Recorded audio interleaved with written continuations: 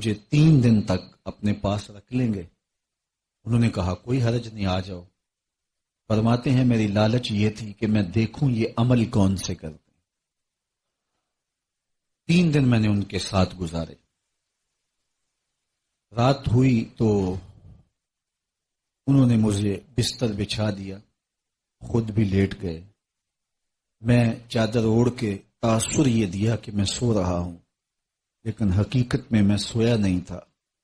میں اس طاق میں تھا کہ دیکھوں کہ یہ اعمال کون سے کرتے ہیں، نوافل کس طرح پڑھتے ہیں، لیکن وہ ساری رات سوئے رہے۔ صرف یہ تھا کہ جب کروٹ بدلتے تھے تو رب کا نام پکارتے تھے۔ صبح ہوئی، نماز فجر پڑھی، ناشتہ کیا، باغ میں چلے گئے، ظہر ہوئی، عصر پڑھی، مغرب عشاء ہوئی، پھر رات آئی تو میں نے سوچا ہو سکتا ہے کل میری وجہ سے معمولات ترک کر دیے ہوں، تو آج میں دھیان میں رہوں گا، تو میں پھر طاق میں رہا، لیکن ساری رات پھر انہوں نے سو کے گزار دی۔ تیسرا دن آیا تو پھر رات آئی تو میں نے دیکھا کہ وہ پھر ساری رات سوئے رہے۔ صرف یہ جب کروٹ بدلے تو اللہ کا نام لیں۔ خیر صبح ہوئی تو میں نے ناشتے پہ انہیں کہا کہ میری ابا جی سے کوئی لڑائی نہیں ہوئی تھی، میں تو اس لالچ میں آپ کے پاس آیا تھا کہ میں دیکھوں کہ آپ کے اعمال کیا ہیں، شب کی عبادتیں کیسی ہیں، چونکہ میں نے حضور سے سنا جنتی دیکھنے کا شوق ہے تو دروازے پہ دیکھو، اور 3 دن آپ ہی تشریف فرما ہوتے رہے، تو میں تو اس غرض سے آپ کے پاس آیا تھا اور 3 دن گزارے، لیکن مجھے تو کچھ نہیں ملا، وہی معمول کے اعمال خیر ہیں جو میں کرتا ہوں اور وہی معمولات آپ کے ہیں۔ وہ بزرگ فرمانے لگے کہ تمہاری وجہ سے میں نے کوئی عمل چھپایا بھی نہیں، ترک بھی نہیں کیا، وہی میرے معمولات ہیں جو تم نے دیکھے، لیکن تم نے بھی 3 دن محنت کی ہے، میرا ایک عمل ہے جو تم نہیں دیکھ سکے، تو چلو میں تمہیں وہ خود بتا دیتا ہوں۔ تو وہ بزرگ کہنے لگے اے عبداللہ بن عمر، یہ جو میرے سینے میں رکھا ہوا دل ہے نا، اس میں کسی مومن کا بغض نہیں ہے۔ جب ہمارے دل مصفہ ہوں گے، دل مزکہ ہوں گے، دل حسد، بغض، کینے اور نفرت کی کدورت سے پاک ہوں گے تو جنت کے راستے آسان ہوں گے۔ ہماری پریشانی یہ نہیں ہے کہ ہم سکھی نہیں ہیں، ہماری پریشانی یہ ہے کہ ہمارے ہمسائے کو یہ آسودگیاں کیوں مل گئیں، ہمارے رشتہ دار خوشحال کیوں ہیں، ہم دوسروں کے سکھ کو دیکھ کر کے خود دکھی ہو جاتے ہیں، اور حسد، کینے، نفرتیں کبھی شریکہ برادری کے نام سے، کبھی کسی نام سے ہمارے اندر پلتے رہتے ہیں، اور ہم اپنے آپ کو ایک عجیب اذیت میں مبتلا کیا ہے، اور ہمارے دل بغض، حسد، کینے اور نفرت کی آگ میں جل رہے ہیں۔ اپنے دلوں کو پاک کیجئے، دلوں کی صفائی اور ستھرائی کا خیال رکھیے، یہ دل میلا نہ ہونے پائے۔ ظاہر کو تو مل مل کے دھوتے ہیں، چہرے کو کتنی مرتبہ دھوتے بھی ہیں، سوار کے بھی رکھتے ہیں، لیکن دل کی طرف کبھی ہماری توجہ نہیں ہوئی۔ باہو علیہ رحمہ نے کہا تھا دل کالے نالوں منہ کالا چنگا، جے کو یہ رمز پچھانے ہو۔ اصل ہمارا دل ستھرا ہونا چاہیے، ہمارا دل پاک ہونا چاہیے، لیکن ہمارا دل گناہوں سے، مسلسل اللہ کی نافرمانیوں سے سیاہ ہو جاتا ہے۔ روایت میں آتا ہے کہ جب کوئی شخص گناہ کرتا ہے تو اس کے دل پر ایک سیاہ داغ لگ جاتا ہے۔ اگر وہ اپنے دل کو صاف کر لے، دل کو پاک کر لے، توبہ کے ذریعے سے ندامت، شرمندگی کا اظہار کرے اللہ کے حضور، تو پھر اس کا دل مصفہ اور مزکہ ہو جاتا ہے۔ لیکن اگر وہ مسلسل گناہ پہ گناہ کرتا ہے تو پھر دل سیاہ ہو جاتا ہے۔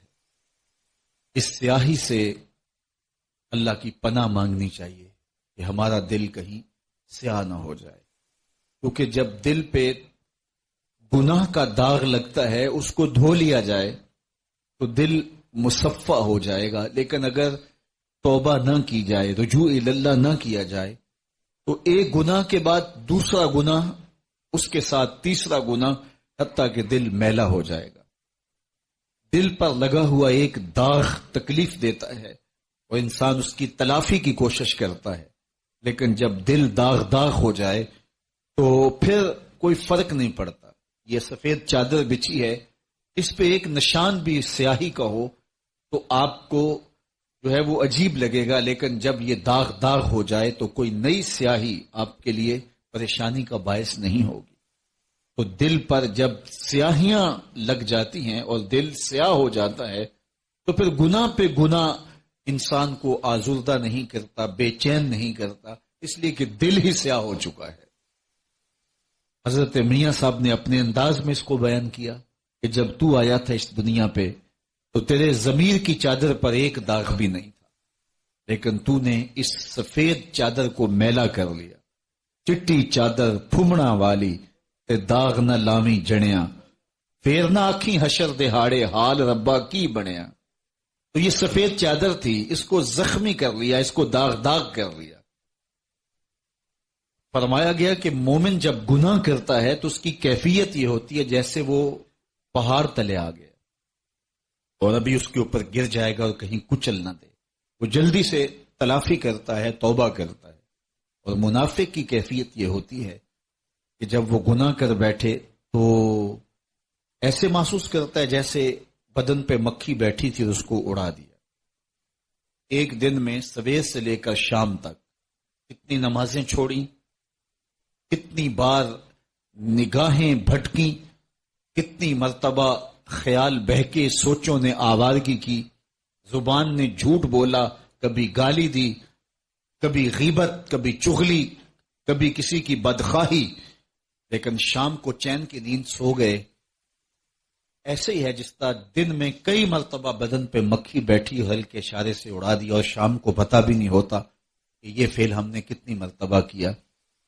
تو میں اور آپ اپنے اندر اتر کر کے دیکھیں کہ ہماری کیفیت قلب کیا ہے. گناہ کرنے کے بعد شرمندگی ہوتی ہے یا گناہ کرنے کے بعد ہمیں کوئی فرق نہیں پڑتا، معمول کی زندگی گزر رہی ہوتی ہے. دیکھیے زندگی تیزی سے گزر رہی ہے. جو کل جوان تھے آج بوڑھے ہو گئے، جو آج جوان ہیں کل بوڑھے ہوں گے، اور یہ مجھے اور آپ کو یقین نہیں ہے کہ وہ بوڑھے ہوں گے بھی کہ یا نہیں. موت تو راستے میں کھڑی ہے اچانک ہاتھ لگا کے، اور کسی وقت بھی ہمیں اچک لے اور ہمیں کوئی فرار کا راستہ نہیں ملے گا. تو اس لیے میں کہیں اور آپ کہیں ساری زندگی ضائع نہ کر بیٹھیں، اور آنکھیں جب بند ہوں پھر آنکھیں کھلے، پھر فائدہ کوئی نہ ہو. ہم اپنے اندر ابھی اتر کے دیکھیں کہ ہماری کیفیت باطن کیا ہے.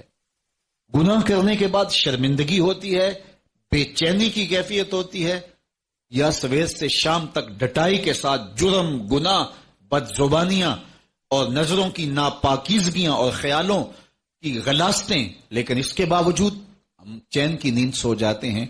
تو پھر یہ علامت نفاق بتائی گئی ہے کہ گناہ کرنے کے بعد وہ ایسے محسوس کرتا ہے جیسے بدن پہ کوئی مکھی بیٹھی اور ہلکے اشارے سے اڑا دیا.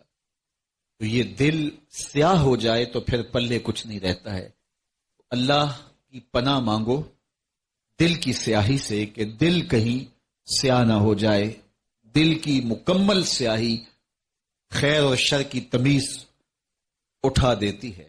جب دل مکمل سیاہ ہو جائے تو پھر اچھائی ہو رہی ہو یا برائی ہو رہی ہو کوئی فرق نہیں پڑتا، کیونکہ دل ہی سیاہ ہو گیا. دل کے آئینے پر کدورت کے پردے آ گئے ہیں، تو اب اس میں تو کوئی دکھائی نہیں دیتا. دل صاف ہوتا تو اس دل میں جمال الہی نظر آتا، لیکن دل اتنا گدلا ہے کہ اپنا عکس بھی دکھائی نہیں دیتا. تو پھر ہمارے پاس بچا کیا اگر ہمارا دل ہی شفاف نہ رہا، دل ہی پاک نہ رہا. تو میرے رب نے کہا قد افلح من تزکا، کامیاب وہ ہوا جس نے اپنے من کو ستھرا کر لیا، جس نے اپنے باطن کو صاف کر لیا. آپ پوچھیں گے جناب اگر دل کالا ہو گیا ہے تو اب کیا کریں؟ تو میں کیا ہوں کہ میں بتاؤں کہ دل کی سیاہی کا علاج کیا ہے. چلو سارے دستک دیتے ہیں دل و قلب و نگاہ کے مرشد اولین کی چوکھٹ پہ، اور حضور سے پوچھتے ہیں دل سیاہیوں سے بھر گیا ہے، اس کا علاج اے چارہ گر بتائیے۔ تو رحمت عالم صلی اللہ علیہ وآلہ وسلم ارشاد فرماتے ہیں جس طرح لوہے کو زنگ لگتا ہے اس طرح دلوں کو بھی زنگ لگتا ہے۔ تو دلوں کا زنگ دو چیزوں سے اترتا ہے، ایک قرآن مجید کی تلاوت سے اور ایک کثرت کے ساتھ موت کو یاد کرنے سے۔ قرآن مجید کی تلاوت معمولات زندگی میں شامل کر لیجئے تو پھر آپ کے دل سے ظلمتیں اتریں گی، دل کے اوپر چڑھا ہوا میل اور زنگ اترے گا۔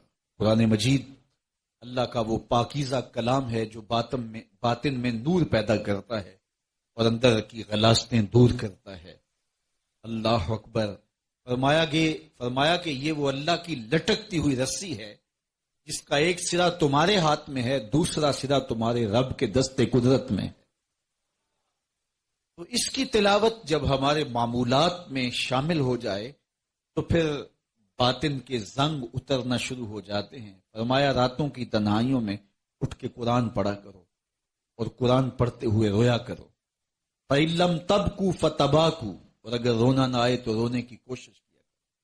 حضرت داتا گنج بخش علی حجویری علیہ رحمہ سے ایک مرید نے پوچھا حضرت اگر رونے کی کوشش کریں پھر بھی رونا نہ آئے؟ فرمایا پھر اپنے مقدر پہ رویا کرو۔ تم اتنے سنگ دل ہو گئے ہو کہ تمہاری آنکھیں آنسوؤں کا خراج نہیں دیتی۔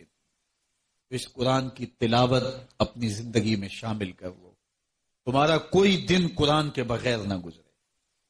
اتنے خوش نصیب گھرانے ہیں جن گھروں میں صبحوں کا آغاز قرآن کی تلاوت سے ہوتا ہے، اور ایسے گھر بھی دھرتی پہ موجود ہیں کہ جن کے گھر میں قرآن پڑھا ہوا تو ہوتا ہے لیکن قرآن کی تلاوت ان کا مقصوم نہیں۔ ایک زمانے میں قرآن سے لوگ ہدایت لیتے تھے، صحابہ فرماتے ہم 10 آیتیں پڑھتے تھے اور اس کے بعد اگلی 10 تب پڑھتے تھے جب ان پہ عمل کر لیتے تھے۔ پھر یہ کتاب تلاوت رہ گئی، لوگ صرف تلاوت کرنے لگے، اب تلاوت بھی موقوف ہو گئی، کتاب زیارت رہ گئی اور بہت سارے تو اس زیارت سے بھی محروم ہیں۔ تو یہ کتاب جب ہمارے معمولات زندگی میں شامل ہوگی تو دلوں کا زنگ اترے۔ دوسری بات، میرے اور آپ کے آقا و مولا نے ارشاد فرمایا دلوں کا زنگ اتارنے کے لیے کثرت کے ساتھ موت کو یاد کرو۔ ایک مقام پہ ارشاد کیا لذتوں کو توڑنے والی کو یاد کرو۔ عرض کی یا رسول اللہ وہ لذتوں کو توڑنے والی کیا ہے؟ قال الموت، فرمایا موت۔ جب موت کو یاد کرو گے تو امیدیں قلیل ہو جائیں گی، آرزوؤں اور تمناؤں کو لگام دی جا سکے گی، لیکن اگر موت آپ کے نقشے میں نہیں ہے تو پھر آرزویں بے قابو ہوں گی، خواہشیں آوارہ ہوں گی اور زندگی کی مقصدیت ہاتھ میں کبھی نہیں آئے گی۔ میں اور آپ اپنی زندگی کی منصوبہ بندی کے اندر ذرا موت کو بھی جگہ دیں۔ ویسے تو وہ جگہ اپنی خود بناتی ہے، یہ ایک ایسی حقیقت ہے جو اپنا آپ خود منواتی ہے۔ موت کا آج تک کسی نے انکار بھی نہیں کیا، کسی دھرم میں، کسی دین میں، کسی مسلک میں، کسی فرقے میں، کسی گروہ میں موت کا انکار نہیں ہے۔ یہ ایک اٹل حقیقت ہے، یہ ایک طے شدہ حقیقت ہے، اور موت جب آتی ہے تو ایک لمحے کا تقدم اور تاخر نہیں ہوتا، تو یہ اپنا وجود خود منوانا جانتی ہے۔ لیکن کیا فائدہ جب سب کچھ ہاتھ سے نکل جائے۔ آج مجھے اور آپ کو اپنی زندگی کی منصوبہ بندی میں ہر وقت اس خیال میں رہنا چاہیے کہ کسی جگہ بھی موت آ کے کھڑی ہو سکتی ہے اور ہمارا اگلا منصوبہ سارا دھرے کا دھرا رہ سکتا ہے۔ اور جب آپ موت کو اپنی زندگی میں شامل کریں گے اور پھر اپنی زندگی کی منصوبہ بندیاں کریں گے تو پھر آرزویں قلیل ہوں گی، تمنائیں بے قابو نہیں ہوں گی، اور پھر خواہشیں آوارہ نہیں ہوں گی۔ خواہشوں کی آوارگی اور تمناؤں اور آرزوؤں کا بے قابو ہونا انسان کو غافل کر دیتا ہے۔ اس لیے مقاصد زندگی پر نظر رہے اور آرزویں قلیل رہیں تو زندگی گزارنے کا لطف اور زندگی گزارنے کا مزہ نصیب ہوتا ہے۔ اس لیے کثرت کے ساتھ موت کو یاد رکھو. موت کو یاد رکھنے سے زندگی کے اندر ایک نظم پیدا ہوتا ہے اور انسان اللہ کے حضور پیش ہونے کے ڈر سے قدم پھونک پھونک کے رکھتا ہے کہ میں نے اس کے حضور پیش ہونا ہے اور ایک ایک عمل کا میں نے حساب دینا. تو یہ اس وقت آ سکتی ہے، ہر وقت اس کے لیے ہمیں آمادہ رہنا چاہیے. موت کا ڈر یا موت کا خوف یا موت کے بارے میں تیاری کا جو لفظ بولا جاتا ہے، اس کا مطلب یہ نہیں ہے کہ آپ جو ہے وہ ہر وقت ڈرتے رہیں اور کام کاج چھوڑ کے بیٹھ جائیں، بلکہ اس کے ڈرنے کا مفہوم یہ ہے کہ اس کی تیاری میں لگ جائیں. میں اور آپ سوچیں، اگر ابھی ہمیں موت دبوچ لیتی ہے تو کون سا منہ ہے جو اللہ کے حضور لے کے پیش ہو؟ تو ہر وقت جب انسان مستعد اور فعال رہتا ہے اللہ کے حضور پیشی کے لیے، تو پھر اس کی زندگی خود بخود منظم ہوتی ہے اور وہ پہلی فرصت کے اندر توبہ کرتا ہے کہ اگر اچانک موت مجھے یاد دبوچ لیتی ہے تو اس سے قبل میں توبہ کر کے اپنے ما قبل کے گناہوں کی تلافی کر سکوں. تو ہر وقت اللہ کے حضور پیش ہونے کے لیے تیار رہنا اور اس کے حضور حاضر ہونے کے لیے اپنی تیاری رکھنا، یہ بندہ مومن کی زندگی ہے.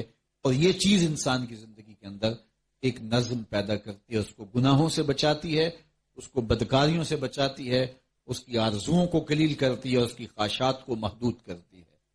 ورنہ وہ آگے بڑھتا چلا جاتا ہے اور اچانک موت اس کو دبوچ لیتی ہے. طول عمل، لمبی امید، آرزوؤں کا لمبا ہونا، یہ انسان کے لیے بربادی کا سبب. تو یہ موت کی تیاری ہے کہ ہر لمحہ اللہ کے حضور پیش ہونے کے لیے تیار رہے کہ نہ جانے اٹھنے والا اگلا قدم کہاں ہے. شیخ سعدی فرماتے ہیں سانس اندر گیا ہے پتہ نہیں پلٹ کے باہر آتا ہے یا نہیں، اور باہر آیا ہے پتہ نہیں پلٹ کے اندر جاتا ہے یا کہ نہیں. موت زندگی کی کہانی اتنی ہی ہے. الذی خلق الموت والحیات لیبلوکم ایکم احسن عملا. اس نے تمہیں زندگی اور موت اس لیے دی، وہ پرکھنا چاہتا ہے کہ آخرت کے لیے اچھے عمل کون کرتا ہے. تو میں اور آپ دیکھیں کہ ہم کس جگہ پہ کھڑے ہیں. آج ہمارے پاس وقت ہے، کل نہیں ہوگا. کل کا پچھتاوا اس سے بہتر ہے کہ آج کا پچھتاوا، اور آج کا پچھتاوا ہمیں توبہ کی طرف لے جائے گا. کل کا پچھتاوا سوائے حسرت بڑھانے کے اور کچھ نہیں ہوگا. تو اس لیے کثرت کے ساتھ موت کو یاد کرنے سے ہمیں توبہ کی توفیق بھی نصیب ہوگی اور ہماری آرزوئیں بھی قلیل. حضرت یعقوب علیہ السلام نے اسرائیل سے وعدہ لیا تھا کہ میری روح قبض کرنے کے لیے اچانک نہیں آنا، پہلے کوئی قاصد بھیج دینا تاکہ میں موت کی تیاری کروں. ویسے اللہ کے نبی کے دامن پہ گناہ کا ایک دھبا بھی نہیں آ سکتا اور وہ ہر لمحہ تیار ہی رہتے ہیں، لیکن اس کے باوجود تعلیم امت کے لیے بہت ساری چیزیں ہوتی ہیں. میرے اور آپ کے آقا و مولا نے اللہ کی بارگاہ میں یہ دعا کی، اللہم انی اعوذ بک من الموت الفجاۃ. اے اللہ اچانک موت سے تیری پناہ مانگتا. اچانک موت آتی ہے اور انسان کو تلافی کا، توبہ کا موقع بھی نہیں ملتا. تو اچانک اموات سے پناہ مانگی گئی. تو حضرت اسرائیل سے عہد لے لیا حضرت یعقوب علیہ السلام نے کہ میری روح قبض کرنے کے لیے اچانک نہیں آنا، پہلے کو قاصد بھیج دینا. اللہ کے نبی تھے، ان سے وعدہ کر لیا. حضرت اسرائیل ایک عرصے کے بعد حاضر ہوئے. پوچھا کدھر آئے ہو؟ کہا قبض روح کے لیے آیا ہوں. کہا تم نے تو وعدہ کیا تھا اچانک نہیں آؤں گا، پہلے قاصد بھیجوں گا. تو کہا حضرت میں نے تو قاصد بھیجے تھے. فرمایا میرے پاس تو ایک بھی نہیں آیا. عرض کی حضرت آپ کے سامنے کتنے لوگوں کی موت واقع ہوئی، یہ میرا قاصد نہیں تھا تو اور کیا تھا. یہ اٹھتے ہوئے جنازے میرا قاصد نہیں تھا تو اور کیا تھا. آپ کی داڑھی میں سفید بال اترائے، یہ میرا قاصد نہیں تھا تو اور کیا تھا. جب بینائی کم پڑنے لگے، جب اعضاء مدمحل ہو جائیں، جب چلتے ہوئے ٹھوکرے لگے، جب بولتے ہوئے لکنت آنے لگے، جب یادداشت کھونے لگے، تو سمجھ لو پیغام موت آ گیا. یہ ڈوبتا ہوا سورج ہمیں موت کا پیغام دے کے جا رہا ہے. دیکھو کیسا بھنک پن تھا، کیسی دوپہر تھی، کیسی کرنوں کی تمازت اور حدت، شدت اور گرمی تھی، لیکن آج درد غروب سے زرد ہوا جا رہا ہوں. اتنی بڑی کائنات، اتنا بڑا منبع نور کا، جو آسمان کے اوپر جگمگا رہا ہوتا ہے، درد غروب سے وہ بھی زرد ہو جاتا ہے. ڈیگرتے دن گیا محمد اوڑک نو ڈب جانا. تو یہ ہمیں پیغام دیتا ہے، میاں تم بھی جا رہے ہو. یہ پھیلے ہوئے قبرستان بتاتے ہیں. حضرت سیدنا غوث اعظم رضی اللہ تعالیٰ عنہ فرماتے ہیں، جاؤ قبرستانوں میں جا کے دیکھو کیسے کیسے حسینوں کی مٹی خراب ہو رہی ہے. جو بدن پہ چٹکی بھی نہیں پڑنے دیتے تھے مٹی کی، آج ان کے کفن بھی تار تار ہو گئے ہیں. یہ ڈوبتا سورج، یہ اٹھتے جنازے، یہ پھیلی ہوئی قبریں، یہ بڑھاپا، یہ بالوں کی سفیدی، یہ کمر کا خم، یہ آنکھوں کی بینائی کا کم پڑ جانا، یہ اعضاء کا مدمحل ہو جانا، یہ چلتے ہوئے ٹھوکنے لگنا، بولتے ہوئے لکنت لگنا، یہ سب کچھ موت کا پیغام ہے. فما اصبرہم علی النار، اللہ قرآن میں فرماتا ہے لوگوں کا آگ پہ کتنا حوصلہ ہے، کتنا حوصلہ ہے لوگوں کا آگ پہ. کہتے ہیں دیکھو دیکھی جائے گی، کہتے ہیں دیکھ لیں گے. کوئی کہتا فلاں بخشا گیا تو میں بھی بخشا جاؤں گا. کوئی کہتا یہ جہاں مٹھا اگلا کس نے ڈٹھا. جاؤ قبرستانوں میں پوچھو دیکھا ہے کہ نہیں دیکھا ہے، کتنے کتنے حسینوں کی مٹی خراب ہو رہی ہے.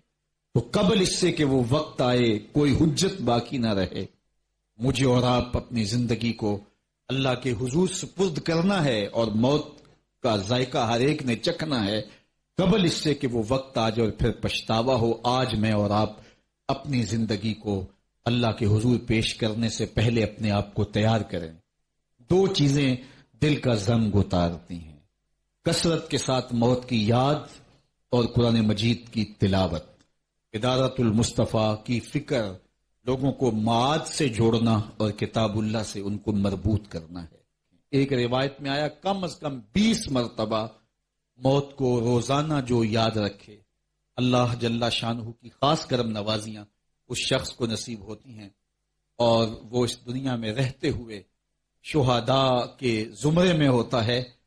یہ جو کم از کم ایک دن میں 20 مرتبہ موت کو یاد رکھے، ہر وقت یہ خیال رہے، ہر وقت یہ لحاظ. بعض اوقات محلے میں اچانک کچھ جواں میت ہو جاتی ہے تو ہم نے دیکھا ہے کہ مسجد کی رونق بڑھ جاتی ہے، نوجوان مسجد کا رخ کرنے لگ جاتے ہیں، موت کو قریب سے دیکھتے ہیں. تو موت کی یاداشت اور موت کو دیکھنا اور موت کا تیقن، اگرچہ یقین پہلے ہے کہ ہم نے مر جانا ہے، لیکن جب آپ اپنی آنکھوں سے ایسے مناظر دیکھتے ہیں تو پھر مزید گناہ سے نفرت اور نیکی کی طرف رغبت ہوتی ہے. تو یہ علاج میرے حضور نے بتایا، کثرت کے ساتھ موت کی یاداشت اور قرآن مجید کی تلاوت.